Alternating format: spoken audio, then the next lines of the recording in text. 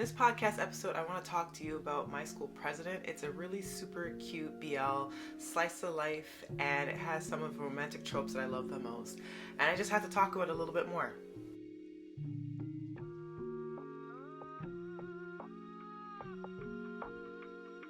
Hi, I'm Monique. I am the host of Off by Purple Heart podcast, where I talk to you about K-dramas, C-dramas, BTS, and basically whatever else I want to talk to you about. And in today's episode, like I mentioned, the cold open is going to be focused on my school president.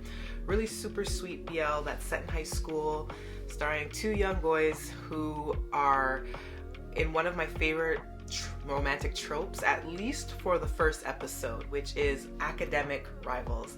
I think this is kind of like the cousin to enemies to lovers, but it's interesting because it's usually in an academic setting, and it's less about hatred, more so about both students are really bright and focused and dedicated, but they just have a general misunderstanding of one another, and it can come off like enemies to lovers light, right? But it's also a trope like enemies to lovers where it just needs to be executed well, and I think this show does a remarkable job with it, at least with the first episode, and then it becomes clear from the second episode and onwards that it's not necessarily just that. So this is going to be delving into some spoilers, but I really implore you, if you've gotten this far, to check the show out anyways if you haven't, because I think it's actually really adorable, and it does one thing really well, which is incorporate music. This show is like a love letter to music in general, and it's had an original amazing soundtrack. And if you know anything about me, music set as a background to romance is like my catnip. So if you can do both successfully, not make the music sound cheesy, the actors can actually sing, and they're charismatic and engaging, and you have a really great storyline with a lot of great chemistry set to the backdrop of amazing soundtracks, you got me like hook, line, and sinker. So this show has all of that. Just so like a basic premise, we have two high school students. We have Tin, who is actually in fact the school's president, and we also have Gun, who is the leader of a band, Chinzilla, who is the academic rival or the enemy, so to speak. At least this is what is shown to the audience in the first episode, but it becomes clear very quickly that Tin, the school president, actually has like a massive crush on Gun, and it's for the most part unrequited. He's liked him from 10th grade, and I think they're about in 11th grade or even 12th grade in the present day in the show.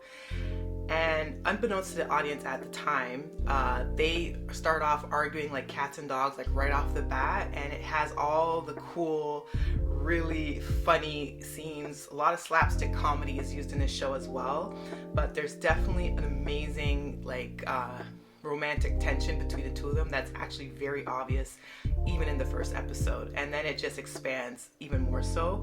And then us as the audience finds out that Tin, as a matter of fact, actually absolutely adores Gun, and there is no rivalry on any level, at least on his end. But Gun isn't really knowing this yet, so he gives it back to him just as much. So with Gun's band, Chinzilla, they are at risk of getting cut, and the music program getting cut entirely from the school because the president, not the president, but the principal of the school really wants to crack down and basically get a return on investment on the programs that are helping out the school. And lo and behold, the principal actually is the mother to Tin, and she runs a really tight ship. So Gun and his band are close to getting cut entirely. Musical instruments are being taken away.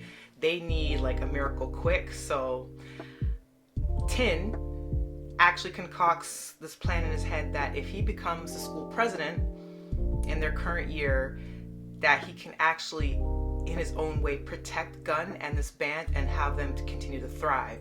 But he's going to do it in his Tin way because, you know, they're teenagers. They can't really admit to one another that they care about one another just yet.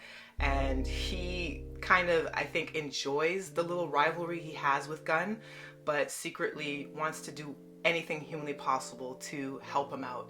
And that's one of the great things that this show does, is shows how love can be expressed through like acts of service and not just, you know, having like the big scene with the orchestra and like the music string section coming up and saying the words "I love you," but love is expressed in many different ways in this show in a really healthy way, which I really, really admired.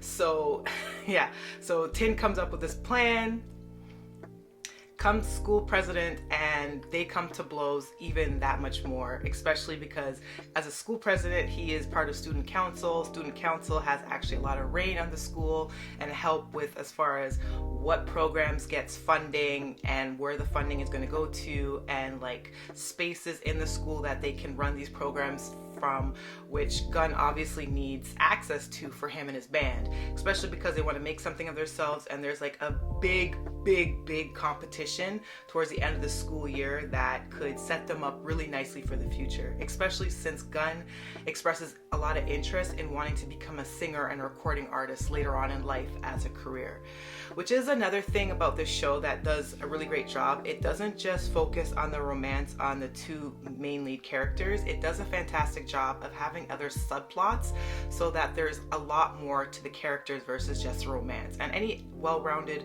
romantic story is going to have two characters that are actually self-actualized people who have their own hopes and dreams, and they have their own insecurities and their own, you know, story arcs and hero stories that they have to go through. It's not just about getting the two characters together.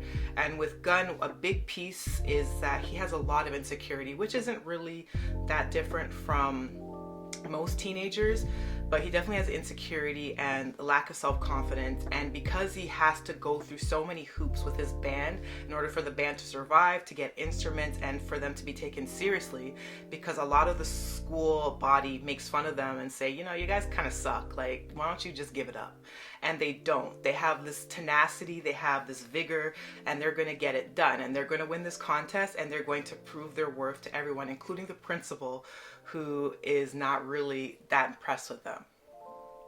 And unbeknownst to Gunn, he also wants to prove a point to Tin, even though he doesn't know just how deeply Tin happens to care for him.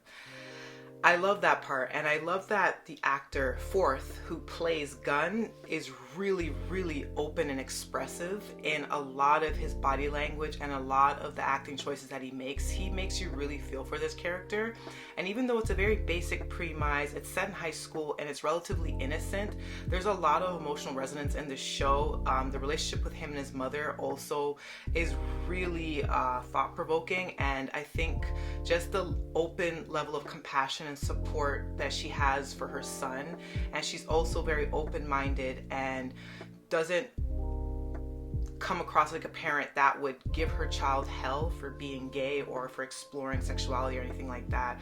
Her character is just a breath of fresh air, and I really appreciate shows, especially shows that are centered around LGBT plus. Like, I like when they have parents that are understanding and supportive. I feel like there's a lot of media that shows the opposite of it, and even though that might be reality, sometimes even when watching a show, if it's grounded in reality, sometimes you can give the audience something to hope for and not just have it be doom and gloom, and to show that, you know, a young love that's blossoming turns into something really toxic and poison because of awful parenting.